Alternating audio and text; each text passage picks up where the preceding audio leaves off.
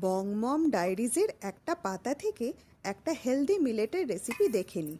তো প্রথমে foxtail millet, তার সাথে কিছুটা বিরির ডাল ও সামান্য দেখে মেথি দানা ভালো করে ধুয়ে সারা রাত ভিজিয়ে রেখে দিতে হবে। আর সকালে উঠে ওই ভেজানো মিলেটসটাকে ভালো করে পেস্ট করে নিতে হবে।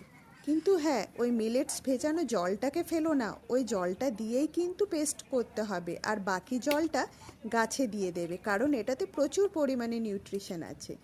আর এইভাবে পেস্টটা হয়ে গেলে সেটাকে প্রায় 3-4 ঘন্টা রেখে দিতে হবে। আর দেখো এটা কীরকম ফার্মেন্ট হয়ে গেছে। এবার সেটাকে ভালো করে ফেটিয়ে নিতে হবে।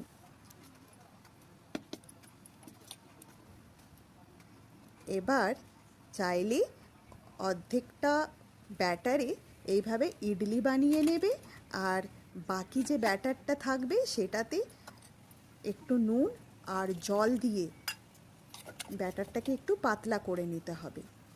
তারপরে তাওয়া গরম করে সামান্য দেখে তেল ব্রাশ করে দিয়ে দিতে হবে সেই ব্যাটারটাকে। ধোসা বলো বা চিলা বলো, যাই বলো, খেতে কিন্তু ভীষণ টেস্টি হবে। আর দুদিকটাকে ভালো করে মুচমুচে করে ভাজতে হবে।